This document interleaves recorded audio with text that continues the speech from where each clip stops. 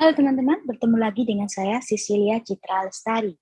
Kali ini dalam video ini kita akan membahas sebuah binary tree yang spesial, yaitu binary search tree. Oke, kita mulai. Apa itu binary search tree? Binary search tree adalah sebuah binary tree yang spesial di mana ia memiliki properti sebagai berikut. Properti pertama adalah struktur kiri dari sebuah node itu akan selalu memiliki node-node yang key-nya itu lebih kecil daripada key daripada node tersebut, node yang atas. Sementara struktur kanannya dari sebuah node pasti akan memiliki node-node yang nilainya atau key-nya lebih besar daripada si node itu sendiri. Dan ini berlaku untuk semua node. Jadi, subtree, left subtree dari sebuah node atau struktur kiri dari sebuah node itu juga harus merupakan binary search tree. Sementara demikian juga dengan right subtree atau struktur kanannya. Properti yang terakhir adalah bahwa tidak ada node yang duplikasi. Artinya tidak ada node yang memiliki nilai kembar. Jadi pasti nilainya adalah berbeda-beda. Itu adalah properti dari binary search tree. Binary search tree sendiri ini sangat banyak dipakai di dalam komputer, terutama karena propertinya ini untuk masalah pencarian. Pencarian akan jauh lebih mudah. Oke, jadi untuk problem-problem searching, itu kita biasanya menggunakan salah satu cara yang paling mudah adalah menggunakan binary search tree. Jauh lebih efisien daripada linear search. Berikut adalah contoh dari binary search tree. Bisa Anda lihat subtree dari kirinya si root itu memiliki node yang lebih kecil daripada nilainya root. Sementara subtree kanan daripada root itu memiliki nilai yang lebih besar daripada si root. Demikian juga anak-anaknya. Sama seperti binary tree, binary search tree juga memiliki beberapa operasi. Operasi-operasi dasarnya antara lain adalah insert, delete, dan search. Kita akan bahas dulu tentang search.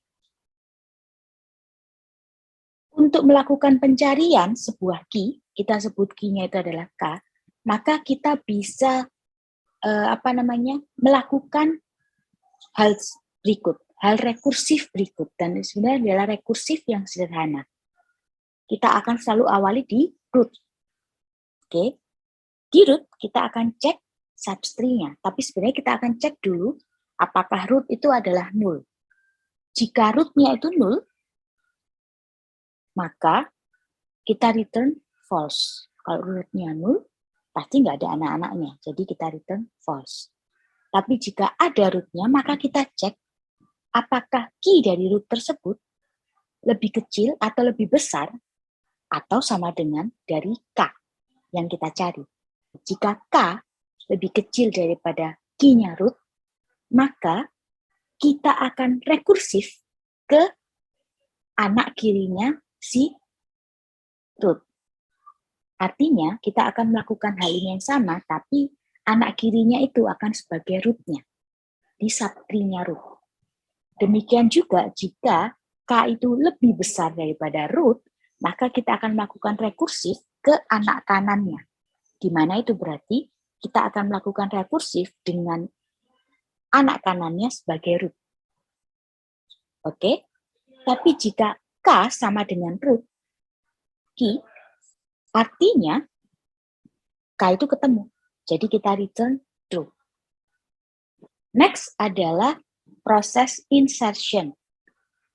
Oke, di proses insertion ini ada satu hal yang kita perlu ingat-ingat, yaitu semua key baru, node baru yang mau kita masukkan ke dalam tree itu dapat dipastikan dia adalah sebuah leaf. Pastinya ya, kita nggak bisa menginsert tiba-tiba dia jadi parent anak node baru tapi dia jadi parent, nggak mungkin. Jadi semua node baru yang kita akan masukkan ke dalam tree itu akan jadi leaf. Algoritmanya adalah sebagai berikut. Lagi-lagi kita akan mulai dari root dulu. Jika rootnya 0, maka node tadi, ya udah kita buat node tadi, dan node tadi adalah kita jadikan root. Selesai. Tapi jika tidak 0, maka kita akan lakukan pengecekan dulu. Apakah key baru yang kita akan masukkan itu lebih kecil atau lebih besar dari si root. Kalau dia lebih kecil, maka kita akan lakukan rekursif ke anak kirinya si root. Tapi jika dia lebih besar, maka kita akan lakukan rekursif ke anak kanannya si root. Oke, demikian seterusnya sampai nantinya kita ketemu bahwa oh, root-nya itu 0, maka kita masukkan dia di sana. Gitu sebenarnya. Proses ketiga adalah deletion atau penghapusan. Nah, ketika kita mau menghapus sebuah node, ada hal yang perlu kita perhatikan, yaitu apakah sebenarnya node itu punya anak atau enggak. Jangan sampai kalau node-nya itu punya anak, lalu anaknya ikut kehapus, gitu ya. Maka kita cek dulu, si node ini punya anak atau enggak yang mau di-delete. Jika node ini tidak punya anak, maka kita bisa langsung delete, nggak masalah. Tapi jika dia punya anak, sekarang kita cek apakah anaknya cuma 1 atau 2. Jika anaknya cuma 1, maka si anaknya dia tadi, entah itu mau di kiri atau di kanan, akan menggantikan dirinya. Posisinya dia di dalam tree itu akan digantikan dengan anaknya dia tadi. Baru kemudian dihapus si node tadi. Tapi kalau dia punya 2 anak, nah ini yang agak repot. Repotnya dikit aja sih. Kita tidak bisa langsung menggantikan dia dengan anaknya, tapi belum tentu anaknya, tapi kita cari in order successor-nya dia, atau turunan in order-nya dia. In practice sebenarnya adalah turunan terkiri dari anak kanannya dia. Oke. Anak kanan punya anak kiri, anak kiri, anak kiri. Kayak gitu. Setelah kita temukan itu, in order successor-nya dia atau turunan in order-nya dia itu, maka turunan in order-nya itu yang akan menggantikan dirinya. Kayak gitu teman-teman. Mari kita coba lihat beberapa contoh deletion berikut. Ada sebuah tree di kiri, tuh, dengan root-nya 50, lalu punya anak 30 dan 70, kemudian 30 punya anak 20 dan 40, dan 70 punya anak 60 dan 80. Kita delete 20. Nah, karena 20 itu nggak punya anak, gitu ya. Maka kita bisa langsung aja dia delete dia. Nggak masalah. Oke. Kasus kedua adalah setelah kita delete 20, kita mau delete 30. Nah, dalam hal ini sekarang 30 itu cuma punya 1 anak, tapi dia punya anak. Maka apa yang dilakukan? Maka anaknya dia, satu-satunya tadi si 40 yang akan menggantikan posisinya dia. Sekarang posisinya jadi 50 itu punya anak 40 dan 70. Oke.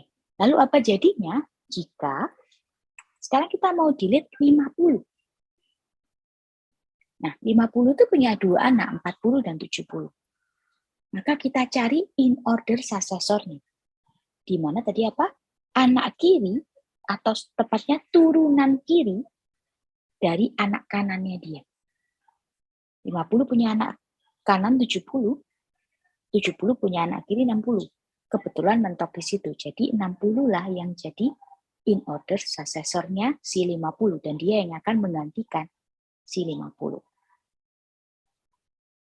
Begitu teman-teman adalah proses dari binary search tree. Nah, ternyata ada masalah di dalam binary search tree.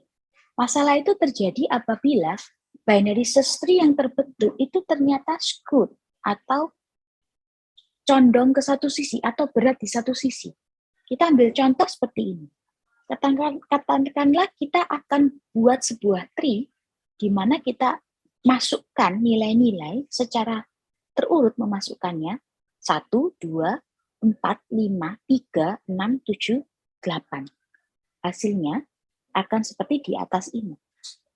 Tree-nya akan condong ke kanan. Akan berat ke kanan. Jadi si 1 tadi sebagai root, dia nggak punya anak kiri, anaknya di kanan semua. Ini dia jadi skewed banget. Gitu ya. Apa masalahnya kalau dia skewed? Masalahnya adalah begini teman-teman. Kompleksitas dari operasi-operasi sebuah tree itu sebenarnya adalah big O, height. Height dari tree tersebut.